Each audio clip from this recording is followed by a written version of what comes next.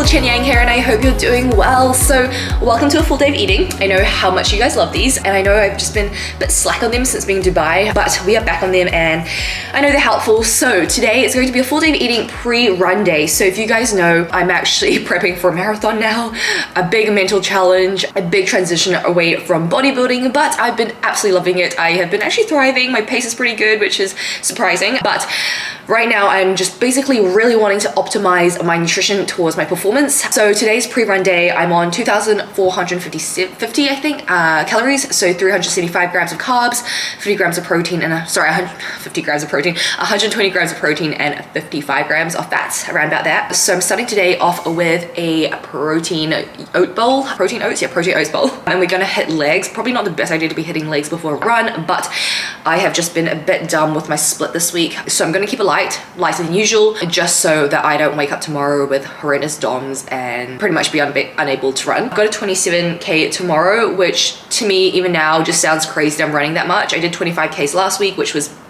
incredible. You would have seen the vlog there, but that was like so much fun. To be the one to say this, I sound crazy, I know. But the goal right now, I really want to be able to hit a sub 345 marathon, if possible, between 3:30 and 3:45. 3:30 is going to be a bit of a stretch, and I'm not expecting that with my first ever marathon, but 3:45 would be amazing. My coach was like, anything under like 4 hours is great, but 3:45 is like a really great standard to be aiming for. And you guys know me, I like to hold myself up to high standards and high goals and really push myself to the limits. So 3:45 or 3:30, we'll see how that goes. My current pace for my 25k was 5:18 per kilometer, so based off that I would have easily gotten, I think, a 3:45. So if we can stick to that pace for another like less than 20 kilometers, that would be amazing. Anyways, I'm gonna start off with this, and then I'm gonna head to the gym, and then I've got a full work day.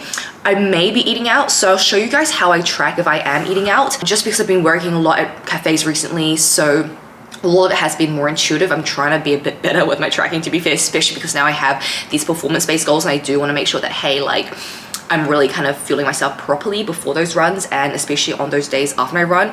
It's an 100% eat back on those days, which means basically I'll have my normal calories and I'm still eating during the run as well. And then I'm eating back all the calories I have burnt. Now, quick disclaimer, guys, like, the calories that you've burnt on your watch or whatever, it's not 100% accurate, so please don't judge what's burnt on your watch and then be like eating things back during the day-to-day basis. Like, if you are just gen pop, trying to lose body fat, trying to live a balanced life, you don't need to be doing that. The only reason why my coach has told me to do 100% eat back is because I'm running freaking like almost 3 hours, and right now I'm not wanting to lose fat. I literally want to just fuel my body to perform best, and that's why we're wanting to make sure that I'm replenishing all my glycogen stores from the run, during the run as well, and then after run, during the whole day, just eating. So please, when you see me do that, when I talk about eating back my calories, do not think that's what you're supposed to be doing. Like, on a day-to-day basis, do not think that you have to be tracking your calories on your watch. They're not that accurate, okay? They're a rough estimate. So I just wanted to make sure that you guys realize this before we get going, because I know that you guys watch these and you probably take away a lot of things and you try to apply it to yourself, but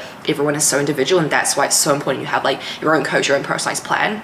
Anyways, aware that I also look like half asleep, because I am kind of half asleep. So back from my workout and had a quick shower so that I am no longer a sticky mess, and I'm just gonna quickly make a post-workout. It's 11 a.m. at the moment, so I'm not really feeling lunch just yet. I feel like it's a bit too soon for a big lunch, so I'm just gonna make some tempeh, and then I have this like one Egyptian bread wrap left, so I'm gonna put that in the toaster, and that's just gonna carry me over until lunch. And then I'll probably have some tuna for lunch, and then head to a cafe to get some more work done and just do like a second block of work, and just because I really want a coffee.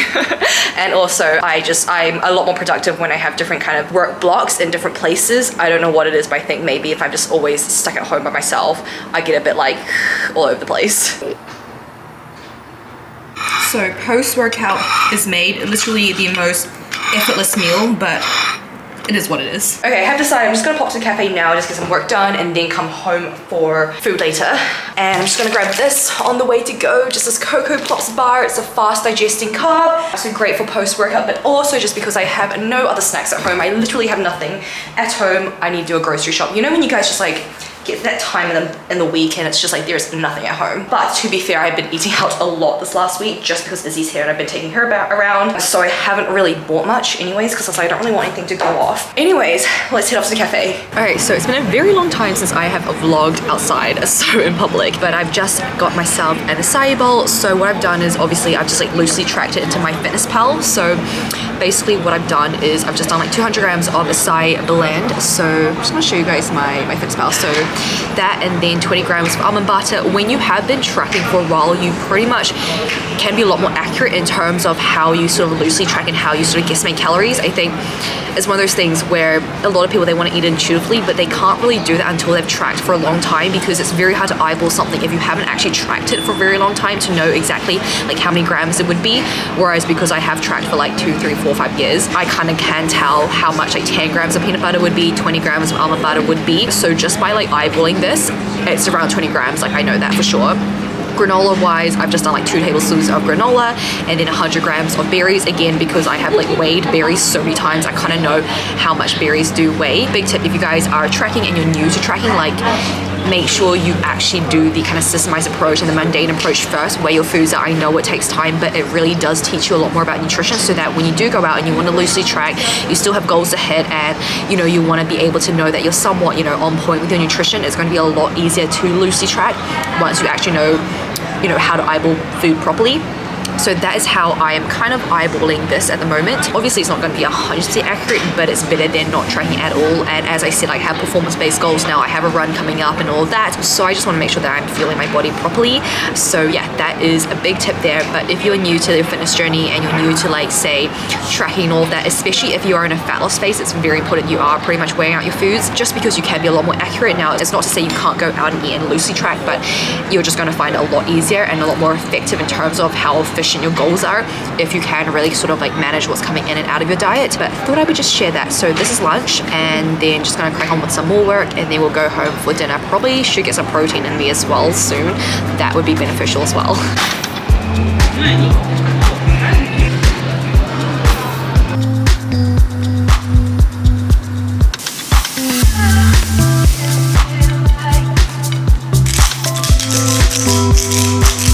Okay, so dinner is basically a whole loaf of Egyptian bread with some tuna, 110 grams, and then some salad.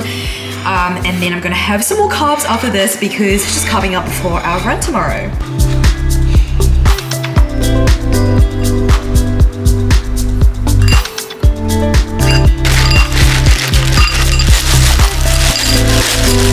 So much food.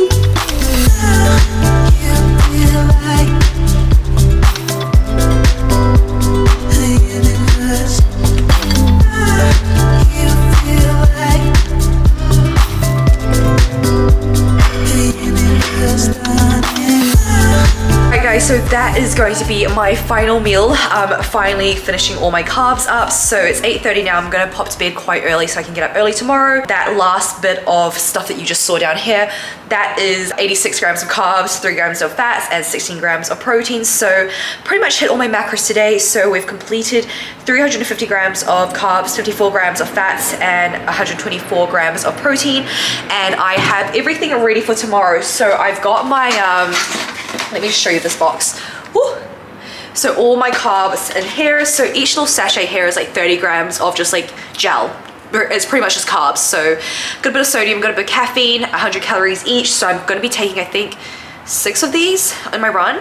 So I'm probably just gonna put it in my like sports bra. And then I've also got my Haribos here. So I've got 30 grams with the gels as well every hour. So I think each bag is like 180 grams. So I'm just gonna take some of this out, measure it, and then bring it with me on my run tomorrow. So we're gonna be eating a lot on our run. We're gonna be all carved up. This is gonna feel amazing. So yeah, that wraps up the full day of eating, guys. So a lot of carbs, a lot of food. I hope it was helpful to show you guys how I would track if I was eating out for that one meal. And I hope also shows you guys that balance is key. We don't restrict foods here, and 80% of the foods I have are pretty much whole foods anyways, just because I just crave that kind of food. And I think when you start getting used to eating these foods, you naturally just want like wholesome foods because it makes your body feel good. You don't really want to go towards junk.